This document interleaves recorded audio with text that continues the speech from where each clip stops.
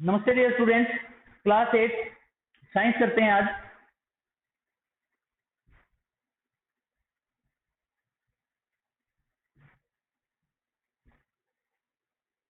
इससे पहले हमने चैप्टर शुरू किया था, पहला chapter crop production and management. उसमें हमने पढ़ा था कि फसल क्या होती है और कौन कौन सी एक्टिविटी फसल उगाने के लिए, फसल उगाने से लेके काटने तक, स्टोर करने तक की जाती है। वो उसमें से हमने दो एक्टिविटी पढ़ ली थी। सबसे पहली एक्टिविटी पढ़ी थी हमने प्रिपरेशन ऑफ सॉइल। दोबारा बता देता हूँ क्यों किया जाता है।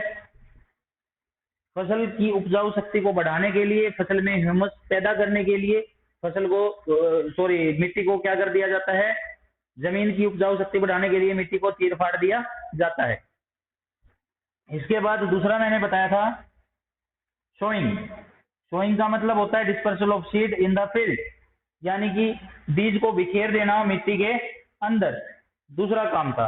अब जब ये बीज जब फेंक दिया जाता है, यानी बीज को बो दिया जाता है, और बोने के तरीके भी मैंने बताया था। मैंने बोला था ट्रेडिशनल मेथड होते हैं और आज के टाइम पे सीड ड्रिल मशीन्स भी हैं, अवेलेबल है। इसके अलावा मैनुअली हाथों से भी हम क्या करते हैं, कई बार बीज को बिखेर देते हैं। अब इसके बाद जो तीसरा तरीका आता है, तीसरा तरीका क्या होता है, इसके अंदर हम खाद को, यूरिया को, डीएपी वगैरह जितनी भी चीजें होती हैं, वो कोई भी खाद होता है, वो हमारे घर का मतलब काउडंग वगैरह का जो खाद होता है, कुर्डी का खाद जिसको बोलते हैं, वो हो या फिर यूरिया हो, उसको क्या करते हैं, मिला देते हैं। तो इसके बाद क्या करते हैं, एडिंग मैन्योर एंड फर्टिलाइजर। अब मैं मैन्योर और फर्टिलाइजर दोनों ही खाद होते हैं।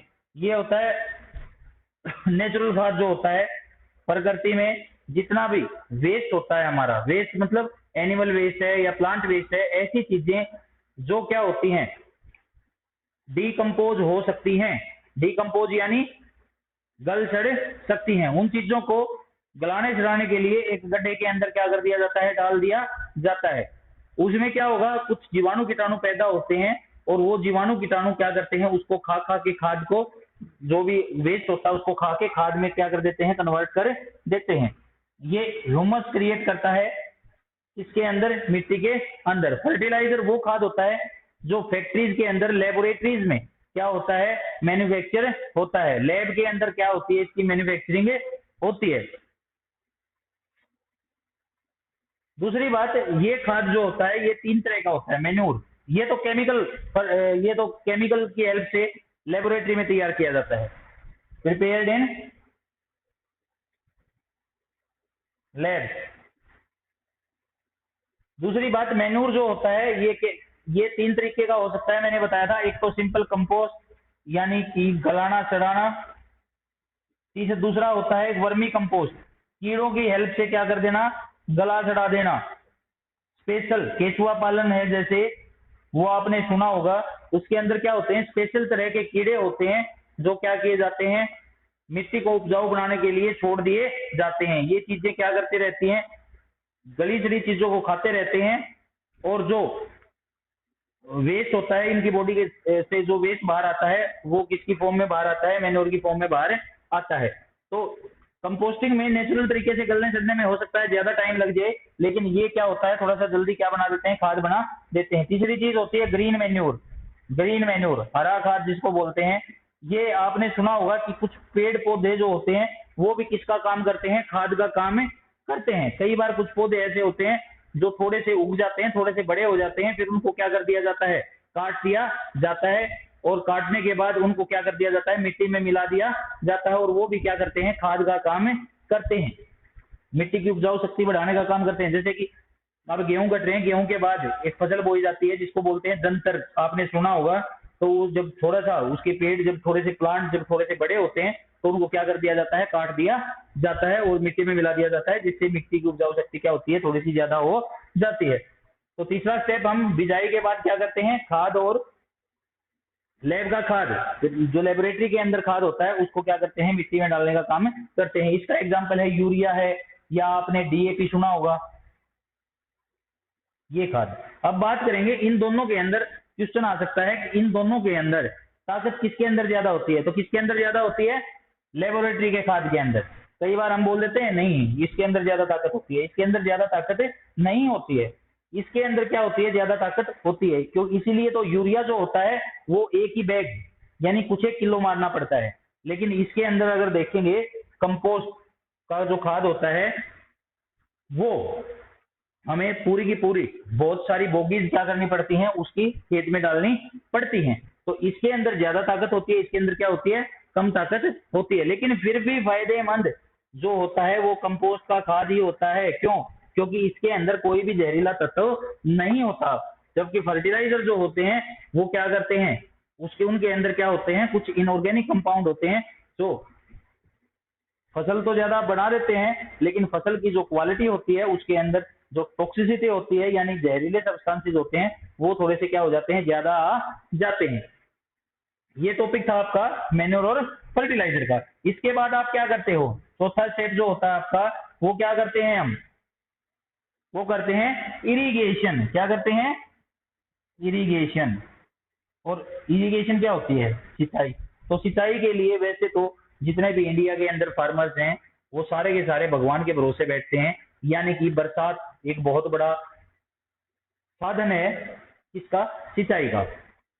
लेकिन उसके अलावा वेल्स, ट्यूबवेल्स, समरसिबल्स, नहर, ये सारी चीजें क्या करती हैं, इनके अंदर जो पानी होता है उससे क्या की जाती है, सिंचाई की जाती है।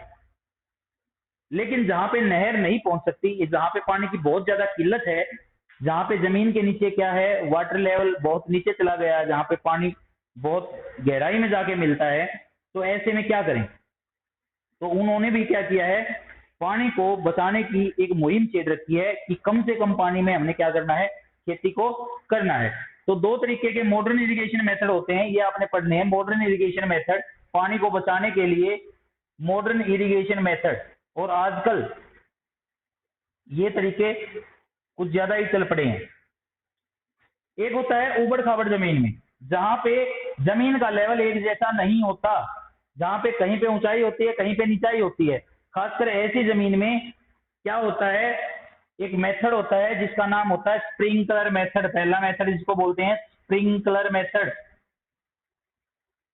स्प्रिंकलर मेथड का मतलब होता है फुहारा सिस्टम जो होता है, जिसको आप बोलते हैं, एक क्या किया जाता है, एक पाइप बिछा दी जाती है, पाइप के अंदर से कुछ फाउंटेन्स होते हैं, फुहारे होते हैं, जो क्या करते रहते हैं, जगह अपने सराउंडिंग में क्या करते रहते हैं, पानी का छिड़काव करते रहते हैं। और यहाँ पे क्या होता है, ऊबड़ खाबड़ जमीन में जहाँ पे अगर हम वैसे पानी देने लग जाए तो हमारे बहुत ज्यादा पानी वेस्ट हो जाएगा, किसी जगह पे ज्यादा पानी हो जाएगा, किसी जगह पे कम पानी हो जाएगा। तो उस जगह पे स्प्रिंकलर मेथड का क्या किया जाता है, यूज किया जाता है। और इस मेथड से क्या होती है, बहुत सारे पानी की क्या होती है, बचत होती है। दूसरा होता है आपका ड्रिप इरिगेशन। एक होता है आपका drip irrigation system. Drip irrigation system के अंदर ये देखो, पौधे भी दो तरह के होते हैं। एक पौधा ऐसा होता है जिसको पानी पीने के लिए जरूरत नहीं होती, उसको अगर उसके ऊपर पानी नहीं गिरेगा तो उस पौधे के अंदर क्या आ जाती हैं, बीमारियां आ जाती हैं। लेकिन कुछ पौधे ऐसे होते हैं उनको बस पीने के लिए मिल जाए पानी, बाकी उनको जरूरत नहीं है, उनमें बीमारी नहीं आती है। तो जिन पौधों में, खासकर जो ऐसे पौधे होते हैं जिनकी पत्तियों के ऊपर पानी गिरे ना गिरे कोई दिक्कत नहीं, जिनको खाली जड़ में क्या होती है, पानी की जरूरत होती है, ऐसे पौधों में ड्रिप इरिगेशन का क्या किया जाता है, प्रयोग किया जाता है। ये क्या होते हैं, ये तो उस जगह पे होता है जहां पे पानी की कमी होती है। ड्रिप इरिगेशन जहां पे ऊबड़ खाबड़ जमीन होती है, और ड्रिप इरिगेशन जहां पे पानी की भयंकर कमी होती है, बिल्कुल ही कम पानी होता है, वहां पे ड्रिप इरिगेशन का यूज किया जाता है। इसके अंदर भी क्या होता है, पाइपलाइन बिछा दी जाती है और एक पतली सी नोजल बिल्कुल वो क्या होती है, पौधे की जड़ में पहुंच जाती है और बूंद बूंद क्या डालती रहती है, वहां पे पानी डालती रहती है। बिल्कुल बूंद बूंद पानी क्या जाता रहता है, पौधे की जड़ में जाता रहता है, और इस तरीके से पौधा उग जाता है बहुत ही कम पानी के अंदर। तो आज मैंने बताया आपको मैन्योर और फर्टिलाइजर के बारे में, और किसके बारे में, इरिगेशन के बारे में, और मॉडर्न मेथड ऑफ इरिगेशन कौन कौन से होते हैं। इसके अलावा और भी बहुत सारे तरीके हैं जिससे पानी की बचत की जाती है, जैसे रेन वाटर हार्वेस्टिंग है, कुछ किसान करते हैं, खासकर यूपी बिहार के अंदर। अपने यहाँ पे भी एक रेन हार्वेस्टिंग का जो बहुत बड़ा मॉडर्न प्रोजेक्ट है, सांपला के अंदर, रोहतक के पास सांपला है, सांपला के अंदर एक बहुत बड़ा मॉडर्न रेन हार्वेस्टिंग का जो सिस्टम है वो बनाया गया है, सेटअप बनाया गया है पूरा का पूरा। रेन हार्वेस्टिंग में लोग क्या करते हैं कि बरसात का जो पानी होता है, खासकर गांव के अंदर आपने देखा होगा कि कई बार वो स्टोर करते हैं इन्वर्टर की बैटरीज वगैरह में डालने के लिए। तो इसी तरीके से बरसात जब होती है, उसका पानी जो जोड़ में, नदियों में, नालियों में बह जाता है, उसको वहां बहाने की बजाय किसी एक पर्टिकुलर जगह पे क्या कर लिया जाता है, इकट्ठा कर लिया जाता है, और जब जरूरत पड़ती है तो वो पानी सिंचाई के लिए भी क्या हो जाता है, यूज हो जाता है। ये होता है रेन वाटर हार्वेस्टिंग सिस्टम। तो आज के लिए इतना ही। अगर आपको कुछ समझ नहीं आया, वीडियो को दोबारा देखिए, फिर भी कुछ समझ नहीं आया तो आप मेरे से कांटेक्ट कर सकते हैं या फिर कमेंट में पूछ सकते हैं। Thank you.